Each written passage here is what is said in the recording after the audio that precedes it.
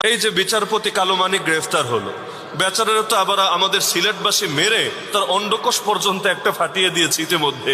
আজকে পত্রপত্রিকা এসেছে তার জমি নাকি আছে 900 কোটি টাকার উপরে। আরে 900 কোটি টাকা একসঙ্গে রাখলে কতখানি হবে ওই আইডিয়া আমার তো নাই, আমার ধারণায় দুবাজাইলার কারো নাই। মানে 900 কোটি টাকা দেখতে কেমন, একসঙ্গে রাখলে কতটুকু স্পেস লাগবে এটাই তো আমরা কল্পনা করতে পারি না। আর মানুষের কত টাকা, সুবহানাল্লাহ। আরে এই যে বর্তমান বাংলাদেশে যত ঋণ মাথা পিছু ঋণই তো হলো বিশাল অ্যামাউন্ট। কিন্তু আপনি ছোট ছোট বিভিন্ন রাজনৈতিক পার্টি নেতা, মানে যারা বড়সড় কোনো নেতা না, জাতীয়ভাবে তাদেরকে কেউ চেনেও না, পত্রপত্রিকায় হয়তো তারা হাইলাইটও আসে না, এরকম এক একজন পার্টি নেতা বিদেশে পাচার করেছে কত টাকা, এগুলো পত্রিকায় দেখলে মাথায় ধরতে চায় না। হঠাৎ পড়লে বুঝেই আসে না এই সংখ্যাটা লিখতে জিরো কয়টা লাগবে, মানে কয়টা জিরো দিলে ওর মোট টাকার পরিমাণটা এখানে ক্যালকুলেটরের মধ্যে উঠানো যাবে। তাহলে একজন মানুষের দুনিয়ায় চলতে আসলে কয় টাকা লাগে? খুব বেশি কিন্তু লাগে না। সব প্রয়োজন পূরণ করে, একটা ভালো মোবাইল, ভালো গাড়ি, ভালো বাড়ি, সব হিসাব করেন, তারপর কয় টাকা লাগে রে ভাই? কিন্তু এই যে এক একজনের পাচার, জালিয়াতি, দুর্নীতি, তার তুলনায় 100 গুণ, 1000 গুণ, লক্ষ গুণ বেশি। কিসের জন্য? কারণ এটা তার প্রয়োজন না, এটা হলো তার অন্যায় চাহিদা। প্রয়োজন মানুষের সীমিত থাকে, মানুষের পেটটাই কত বড় আপনি দেখেন না। কিন্তু দেখা যায় দুনিয়াতে ওই যে বুফে হোটেল যেগুলো আছে, একসঙ্গে 50 আইটেম, 55 আইটেম নিয়ে বসে। আরে ভাই, তোর পেটে জায়গা আছে কতটুকু, কয়টা আইটেম এখানে ঢুকবে, স্বাদ করে কতটুকু তুমি খেতে পারবা?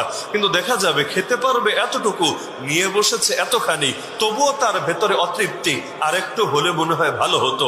আল্লাহ রাসূল সাল্লাল্লাহু আলাইহি সাল্লাম বলেন, একমাত্র এই আদম সন্তানের পেট ভরতে পারে একমাত্র মাটি, মাটি ছাড়া কোনো জিনিস তার পেট ভরতে পারে না। যত পায় তত চায়, যত পায় তত চায়। এখন আমার আছেই ধরেন অল্প টাকা, আমার চাওয়াও হয় অল্প।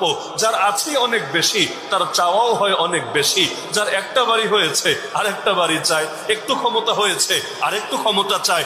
5 বছর ক্ষমতায় থেকেছে, 10 বছর থাকতে মনে চায়, 10 বছর থেকেছে, 15 বছর থাকতে মনে চায়। আরে 15 বছর তো হলো, এবার যা, বাকি জীবন পায়ের উপর পা তুলে বসে খা।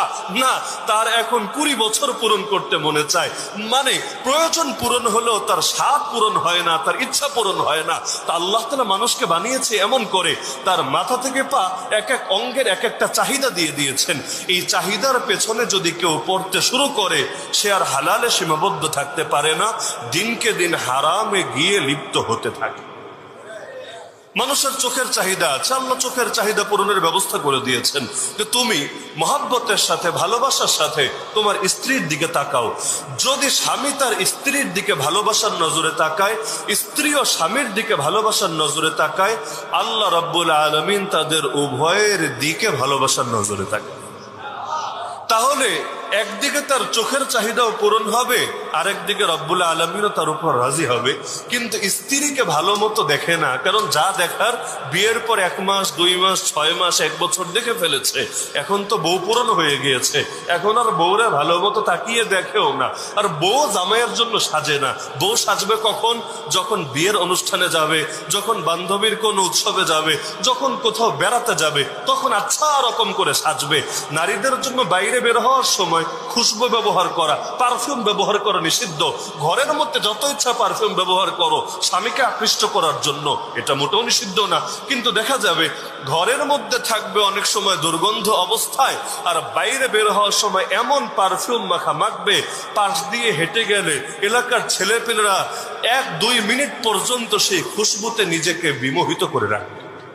তাহলে এই যে হালতের দিকে তাকাচ্ছে না, কিন্তু রাস্তাঘাট দিয়ে যারা যাচ্ছে কাউকে মিস দিচ্ছে না। আরে রাস্তা তো রাস্তা, ফেসবুক চালাতে গিয়ে, ইউটিউব চালাতে গিয়ে সামনে যারাই আসছে একজনকেও বাদ দিচ্ছে না, এটা হলো অবস্থা। তাহলে এখন কেউ যদি চোখের চাহিদা এভাবে অবৈধ উপায়ে পূরণ করতে থাকে, আমাকে বলেন কয়টা মহিলাকে দেখলে তার চোখের চাহিদা মিটবে? 1000, 10,000, 1 লাখ? আরে কোটি কোটি নারীকেও যদি দেখে, চাহিদা কিন্তু মিটবে না। যত দেখবে চাহিদা তত বাড়তে থাকবে। পাপের জিনিসটাই এমন, আপনি পাপ ছেড়ে দেন, পাপ থেকে নিজেকে ফিরিয়ে রাখেন, দিনকে দিন দেখবেন নিজের ভেতরে ধৈর্য আগের চাইতে বেড়েছে, কন্ট্রোল শক্তি আগের চাইতে বেড়েছে। আর পাপে লিপ্ত হতে থাকেন, যত লিপ্ত হবেন তত মনে হবে চাহিদা পূরণ হচ্ছে আরো বেশি প্রয়োজন।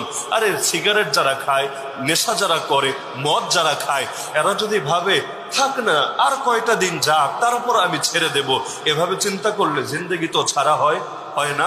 কারণ জিনিসটাই এমন, আজকে করার পর ভাবে এটাই জীবনে শেষ, আর খাবো না। কালকে ভাবে থাক আজকে আর একবার খাই, আজকেরটাই শেষ, আর কখনো খাবো না। যুবকরা বিভিন্ন পাপের মধ্যে লিপ্ত থাকে, পাপগুলো করার পরে, পাপ জিনিসটাই এমন, করার পরে ভেতরে অপরাধ বোধ জাগে।